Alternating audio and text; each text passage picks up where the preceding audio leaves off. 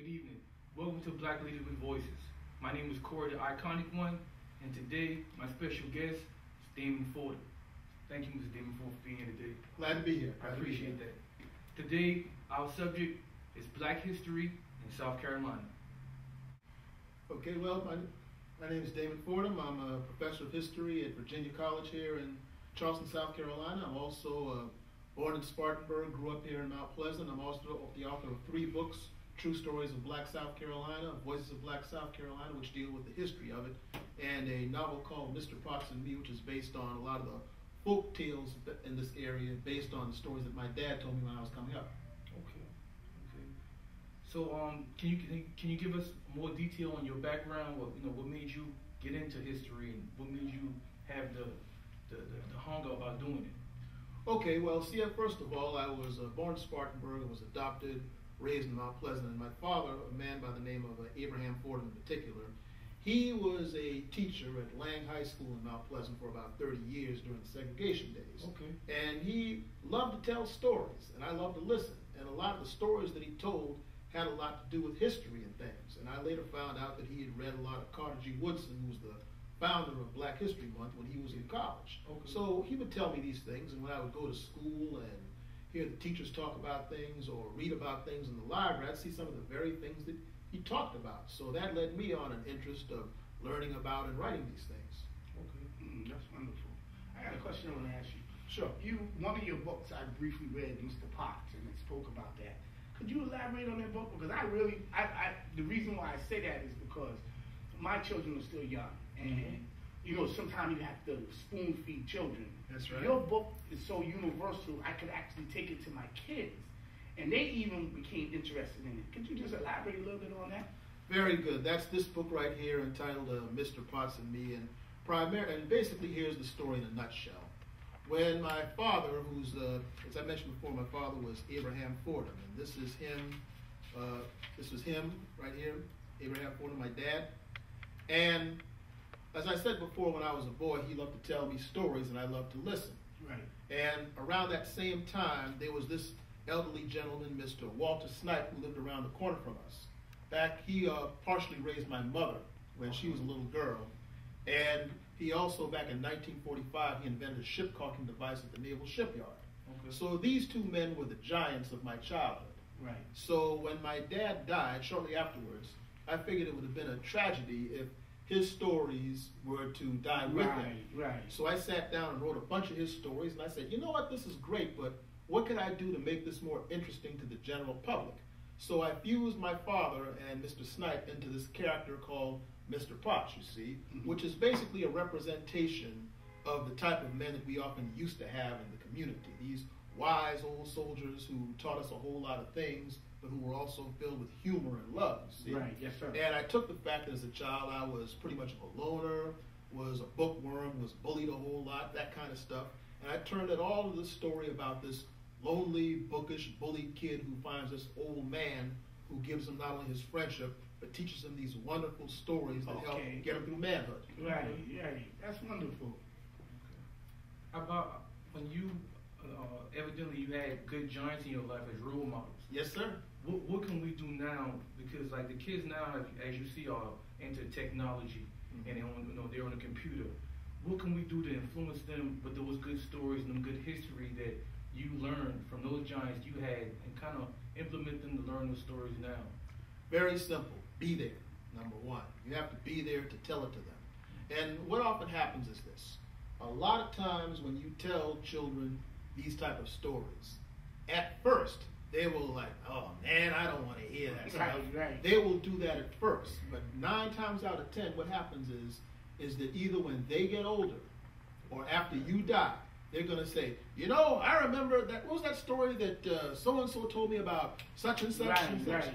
And so whether it seems that way or not, when you tell them these things, it is getting through. Mm-hmm. You may not see it now, but the day will come when you will see that they are listening to you, mm-hmm. and will implement it. But see, no one's even taking the time to do that with them now. Mm-hmm. So the simple thing is we just go out and do it, and let the chips fall where they may. You're right. I had a U.S. history teacher named Thomasina Grant, and I remember her telling me about the Orangeburg bombing down at South Carolina State.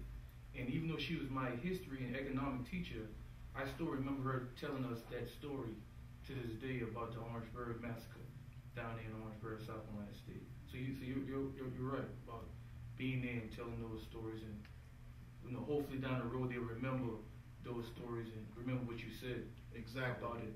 I heard you was teaching down at the Charleston County Jail. I mean, can you reflect on that? How did that go? How was that?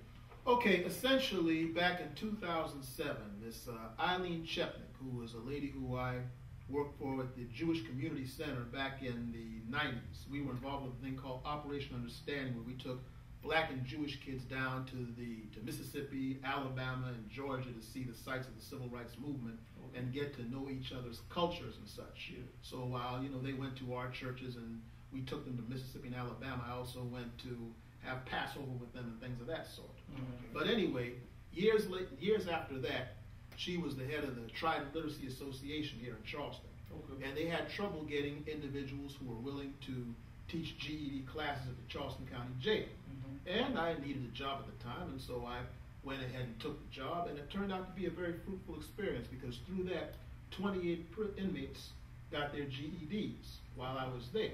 But the thing that's important about that is that with many of the prisoners, so many of them have been told for so long that they were nothing and that they were nobody, that they believed it. But one of the things that I tried to get them to understand, as I do with a lot of students, is that whoever told you that is a daggone liar. Mm-hmm. And that if you have the capacity to learn how to do all those wrong things, you have the capacity to learn algebra, history, and science, or whatever it takes for you to get these GED. And a lot of them came to see that through the program. Okay, let me ask you a question on that. Considering our state's budget, and I'm not going to ask you to get into the political aspects of it, but why is it that more money is being focused on incarceration without the form of rehabilitation instead of education? Because I just recently did some research and found out that, and I'm going to shoot averages at you, that it takes about $6,000 to actually educate a child through a school year. And it actually takes $27,000 to actually house them in the Department of Correction. What would you feel would be essential right now, considering the incarcerated rate has skyrocketed so high in reference to education, so that the residual rate wouldn't be so high with inmates coming out and they're going right back in? What would you want to offer educationally for them besides vocational? First of all, you have to understand what that's all about. And the primary goal of that is the issue of cheap labor. Yes, sir. You see, the state of South Carolina loves cheap labor. This is why, for so many years, they have often deliberately undereducated yes, sir. The youth, or at least many segments of the youth, i.e. the poor whites and the African American segments and so forth, so that you would have a permanent class of cheap labor so that the people who run the state can continue in their position. This is why you have this whole anti-union bias in South Carolina, among other things, so that these other industries from other states could come over here and profit off of this cheap labor. Because if you properly educate people, who's going to want to do the cheap labor? Yes, sir. So there you have it. Yes, sir. How do you feel in the school district, the lack of not teaching Black history or African American studies in the public schools? A couple of things about that. I was on the committee back in 2002 with the Avery Institute that went around the state of South Carolina examining how it was done. It is mandatory to teach certain aspects of that in the 3rd and 8th grades as part of the Education Improvement Act of 1984. So some of it is being done, but not nearly enough, because you see, the lack of proper instruction of Black history has allowed for a lot of misinformation to be spread across the internet through DVDs and through charlatans masquerading as historians, basically profiting off of the lack of education for the people. So a lot of people who have never been taught critical thinking and how to analyze are falling for a lot of nonsense that passes as history. And so therefore, this is why people like myself do what we do, to do outreach for the people who are not necessarily in the colleges, because they also need it as well as the people who are in the colleges. Exactly. So do you feel that Caucasians or different nationalities should learn Black history in school as well as U.S. history? I feel that, as the founder of Black History Month, Carter G. Woodson, has said, I feel that everyone should learn everyone's history. Okay. Because you see, the fact of the matter is that part of the main problem we have with this is a lack of understanding of each other as human beings. And once we understand how each group got the way it is, we have a better understanding of how to deal with other human beings. Because, see, so many people are under the impression that we as the black race are on the bottom of the earth and everyone's got their stuff together, but we don't, and so forth, which in all actuality is nonsense. Because if you study what other people went through, you'll see a lot of similarities as to how they got over and what we could do to emulate that so that we can get over ourselves. Let me ask you a question on that. And this question, I'm asking you this with the utmost respect, because I have been very fortunate to hear you speak before, and it's as though you don't leave no one out. Can you say a little bit in reference to our history, where most people here believe it only started through slavery here in the United States? Can you tell me a little more about the history of the African American and prior to his coming to America, and what if that's where our history really began? Well, how could the history of a people begin in the 1600s when humanity has been here so much longer than that? Sir. So of course that's ridiculous. Yes, sir. However, and I think I know where you're actually getting at with this, and so I'll be very happy to answer. The African American, as we know him today, primarily was captured off the coast of West Africa, in the countries from around Guinea and Senegal down to Angola. And prior to the slave trade and colonization, you had the three great West African empires. Ghana, the Ghana Empire from about 700 AD down to 1076, when an Arab tribe called the Almoravids invaded it.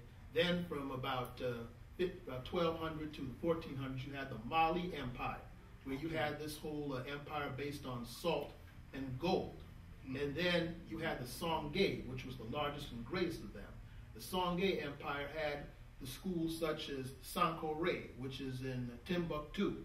You had scholars from around both the Arab and the African world, who, as a matter of fact, left behind a lot of writings from this period. What happens was, due to some treachery, because usually when you have a good king, sometimes a good king is followed by weak leadership. Yes, they had a strong king by the name of Askia Muhammad, who had weak sons who deposed him, and in the kingdom's weakness, the Moroccans invaded that empire in 1591 and destroyed it. And with that going on, plus Columbus, who by this time is exploring the West Indies and so forth, they needed cheap labor in order to build that stuff up. Right. They tried first with the American Indian, that didn't work. They tried it again with the white indentured servant, that didn't work. So a fellow by the name of Bartholomew de Casa, a Spanish priest, suggested to Columbus that they leave the American Indian alone and get the African, and the rest is history. Wow. Wow. I really appreciate that. I know our time, we have a time constraint, but you said that, and that being so prudent to knowing who we really are.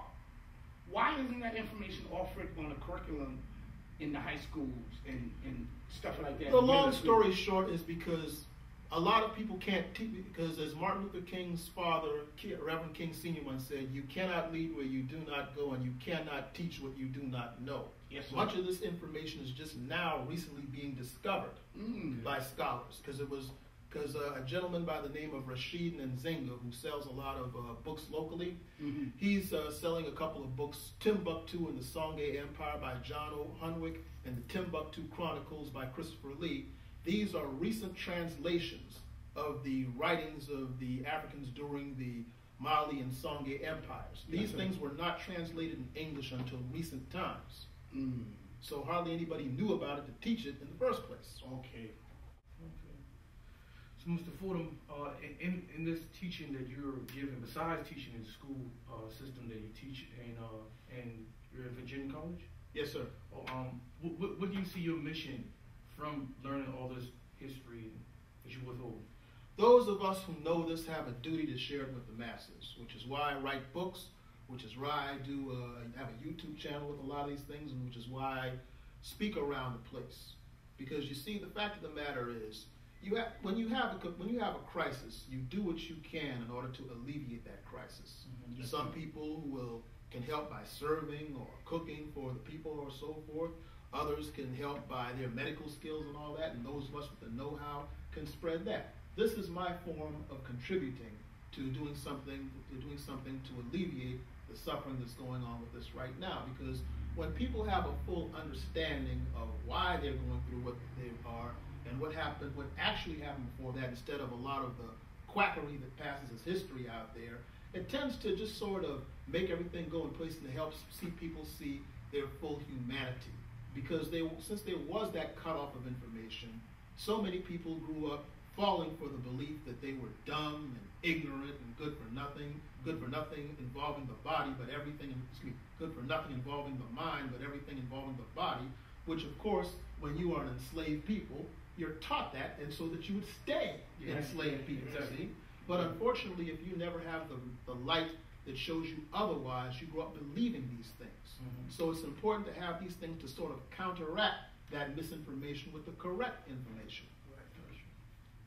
Do you feel, because I mean, like in this time and day, as days move forward towards our future, do you feel the importance that our people, should know our history?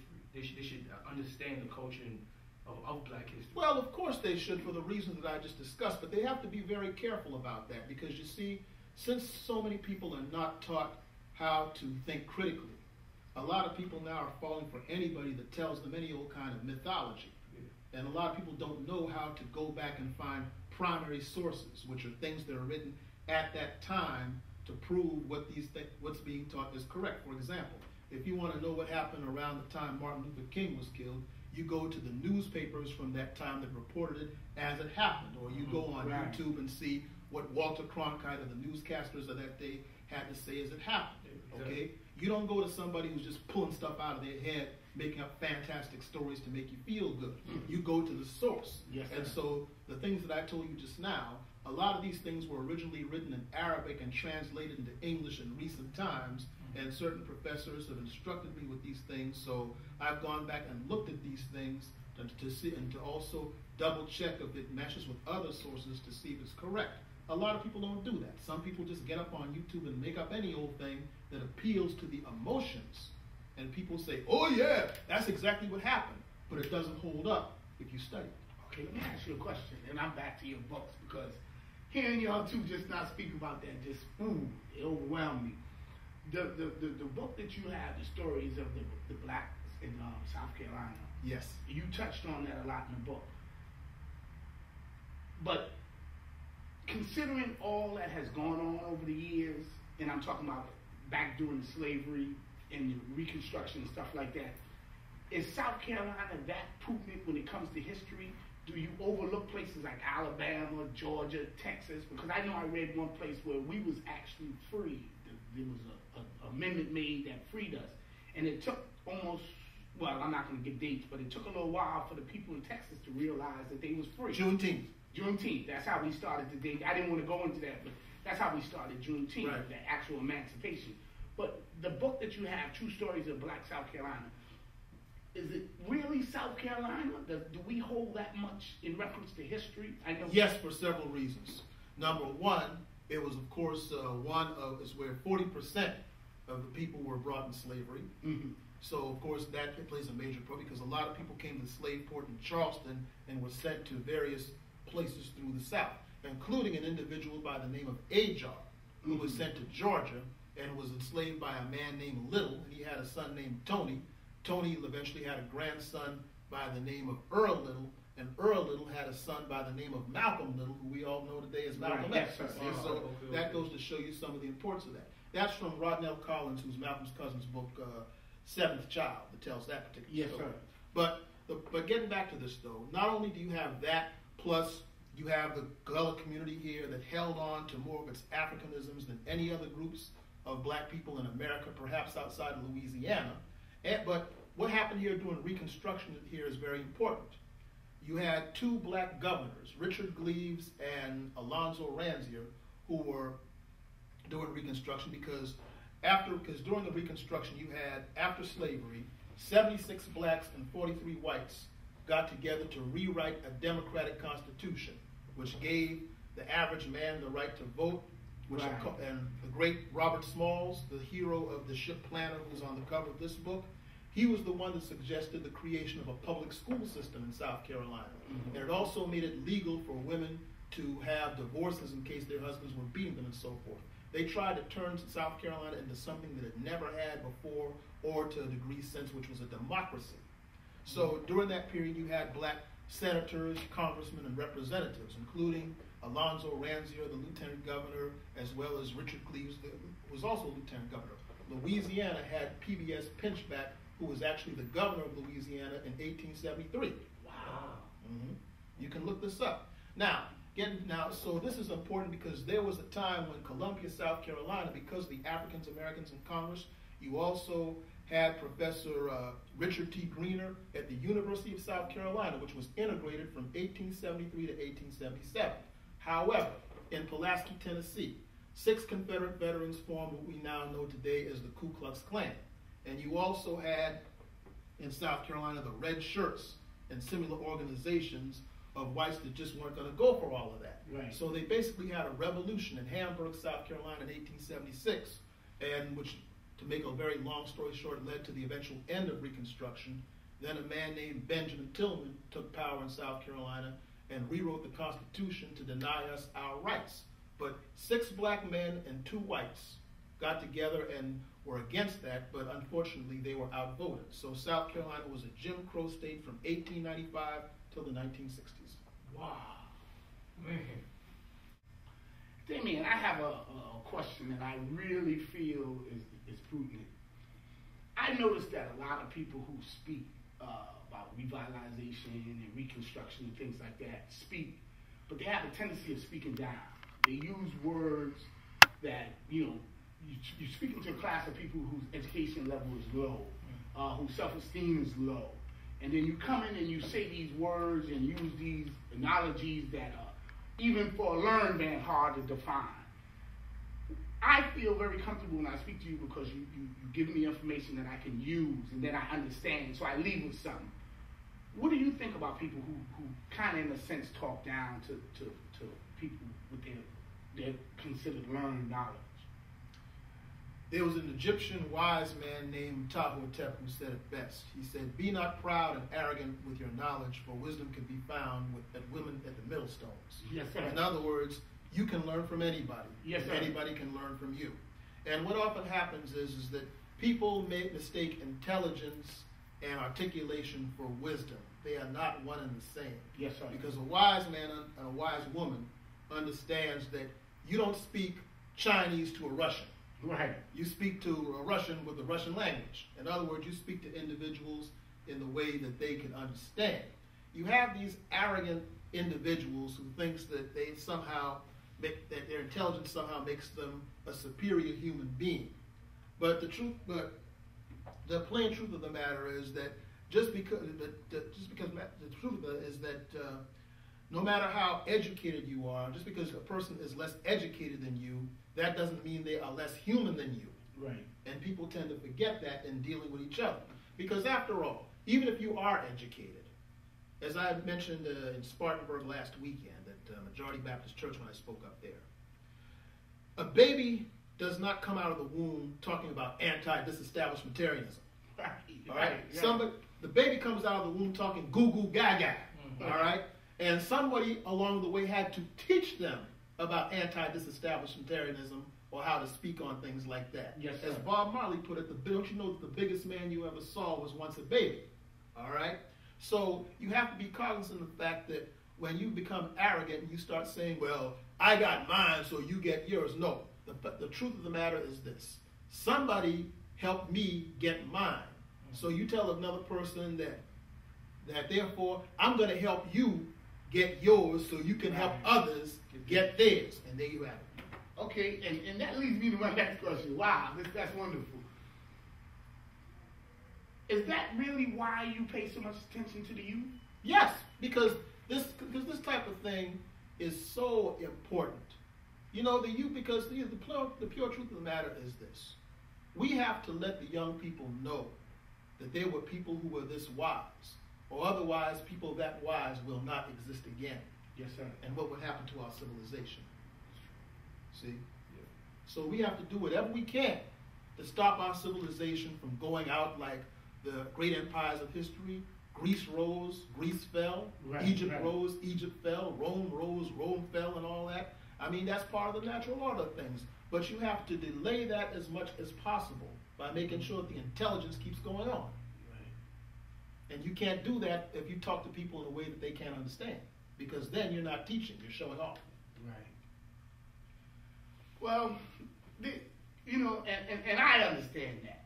But one of the questions I have found that has never really received an answer with full integrity is, why do we give up so quick? Why do we take the approach that this information is necessary, and because we can't reach the audience, maybe mainly, like I said, the youth, because of the music they listen to, the clothes they wear, the groups they hang with, and then they see you, a well-dressed, educated man. How do you get that point across? And then do you get discouraged when you offer it and it's not fully absorbed? You know, explain that. This is where history comes in, because you see, when Martin Luther King was alive, a lot of places locked the doors when he was coming. Yes, a lot of churches would not welcome him. People were like, "Oh, there's that troublemaking king again. Oh, let's get away from him." And so forth, all right. Malcolm was thought of as a lunatic, a madman, a crazy person in his lifetime. Marcus Garvey, just about all of them were. Even the great scientists, all of Copernicus and those guys and everything. These guys were considered lunatics in their lifetime. It's only after they are dead and people begin to see what they were about do you have people saying how great they are and so forth. If you study history, you understand that. If you don't study history, you think that people just love these people all along. No, that's not true. Every person who does great things is never appreciated at that time. It always takes the world a while to catch up with them. And once you understand that about what you're doing, it makes it a whole lot easier. How is it, with me being I'm a Black history junkie, I love the information. How does it, when you teach at the school, how does the kids embrace it? Do they come because it's just elective, or they come because they're really hungry for the knowledge? Both. Both? But it always usually ends up with the hunger. Okay. Because you see, you have to make things interesting in order for people to get. And, you know, I did a lot of storytelling for a number of years, so I know how to sort of do different voices and captivate crowds and just get people engaged in things in order to do it. Because, see, you, like, say you're trying to teach history. You can't get up there and go, and in 1932, Franklin Delano Roosevelt signed the New Deal, which ended the Great Depression. No, you have to make it real to people. You have to say, and then, back in the 30s, grown men were starving, hungry in the streets, selling apples, singing, "Brother, can you spare a dime?" Then comes along Franklin Delano Roosevelt with this plan to put an end to it. It was called the New Deal. Now, which would you rather listen to? I'd rather listen to the second story. So that's how you have to do it. You know, in your spare time, I know you have a very busy schedule. Did you get a chance to see 12 Years a Slave? Not yet, but I've read the book. You read the book. And how did you feel about that, about the story? How did you take it? Well, there are a number of stories like that. And there are a lot of these books called the slave narratives, which many people who were slaves, who were literate, either wrote them or they dictated it to people who were literate. There are numerous things. There's Harriet Jacobs, among many others, Olada Equiano. There were a number of people, even from South Carolina. There's a book called I Belong to South Carolina by Susanna Ashton, who's a professor up at Clemson. It's a compilation of slave narratives written by Black people from South Carolina. Okay. So you can learn from that. In my book, for example, I talk about Augustus Ladson, who in the 1930s interviewed a Black man in the 1930s who interviewed ex-slaves from Charleston for what was known as the WPA slave narratives. The Workers' Progress Administration with the Franklin Delano Roosevelt's New Deal, they hired these writers to go out and interview ex-slaves so their stories would be preserved because they were dying out. These could easily be found in books and on the internet. All you have to do is go to these things, such as Solomon Northup's, and that way, because these are from the people who experienced them, you can learn the true experience of slavery. Okay, well, let me ask you this. Since you said that, you have a book that's called Voices of Black South Carolina. Correct. Is this information that you're speaking about now, is there any? Does it like play one to the other? It's in True Stories of Black South. Right, I know that, but I wanted to ask about the one fact you have it here today, right. Voices of Black South Carolina. Is that in there? Do you hear anything coming out of narratives from slaves in reference to that book? Well, or what's the basis the of second, that book? okay, True Stories of Black South Carolina has the slave narratives that I discussed, okay? Right. And Voices of Black South Carolina, that's more reconstruction in the civil rights movement. Okay. Would you recommend, if you had to, in reference to the need for better understanding of African American history, which one of those two would you recommend? Now? Well, they both deal with different aspects of history. Okay. So for a more complete one of South Carolina, I'd recommend both. But if you want to know more about the slavery aspect of it, you go to this one, True Stories of Black South Carolina. It also has some interesting stories about like when Dr. King came to Charleston, about the great Esau Jenkins, a man from Johns Island who with a 4th grade education managed to own businesses from here to Atlantic Beach, South Carolina, who was also Martin Luther King's man in Charleston, taught people how to register, how to vote, and actually won the school board seat for Johns Island before his death in 1972. Things like that. You find that in True Stories of Black South Carolina. Voices of Black South Carolina also has the story of the black soldiers who fought in the Civil War, people in Reconstruction, as well as the Civil Rights Movement also. Okay, wonderful. Where can I find these? Are these at local libraries? And if I decided I wanted to buy them, how can I find them? You can find them on Amazon.com as well as Barnes & Noble, as well as local libraries. Okay, wonderful. And these two, incidentally, are both on Kindle. Okay, that's wonderful. Now that you're you're in the history, I know you're a resident of Mount Pleasant. What history do Mount Pleasant withhold that you might know that people might not even know that Mount Pleasant or Charleston withhold history besides, the market and different stuff like that? Well, in Mount Pleasant, you had a couple of African-American lawyers in the 1800s, as well as 2 race riots in the 1880s.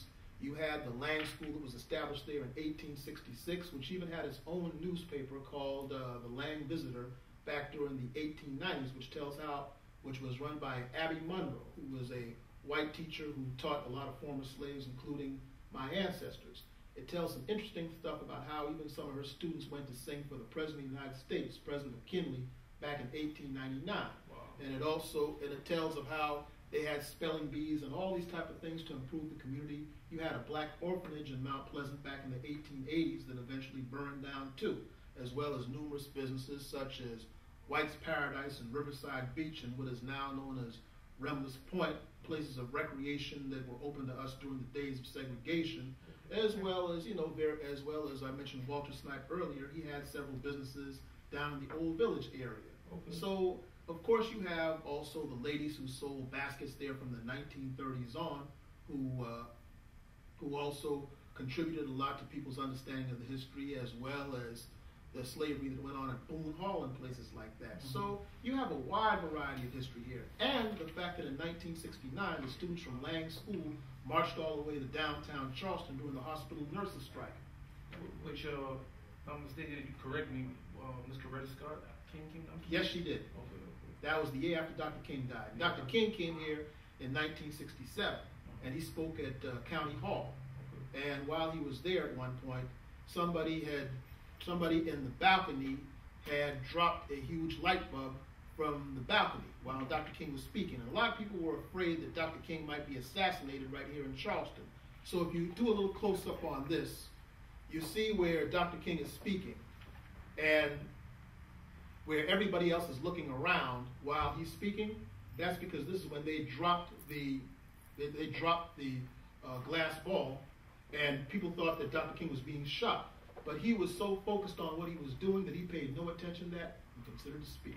That is the epitome of courage that took place right here, Charleston, South Carolina, July 30th, 1967.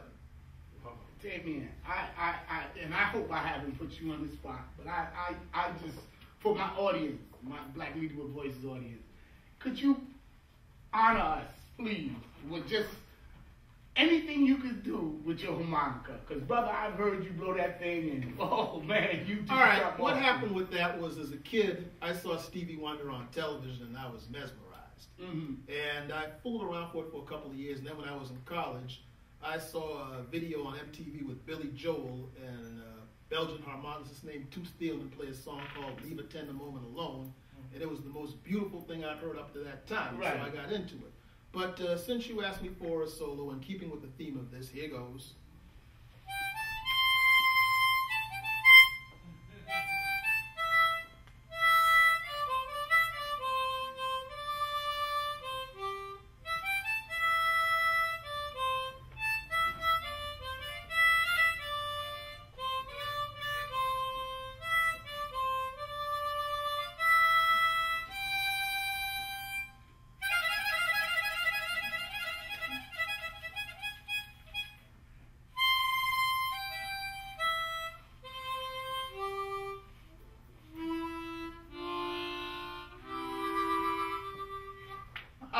Wonderful. Hey, this is Black Leaders with Voices. Today we're on location at Jay's Barbershop, 1039 Johnny Dog Boulevard, Suite 8. You can come by and see Gerard Jenkins. You can also see Henry Hughie. They have stylists Patricia Washington and Tina Capers. Like I said, it's 1039 Johnny Dog Boulevard, Suite 8, Jay's Barbershop. Make sure y'all come by and see us. Well, today we had a wonderful show. It was very, very epic, man. I had a great time. Yes, I did. My name is Corey, the iconic one. This is the wonderful Damon Fordham, Professor Damon Fordham. My partner, Papa Smurf, Christopher Kaysen, and we Black Leaders with Voices.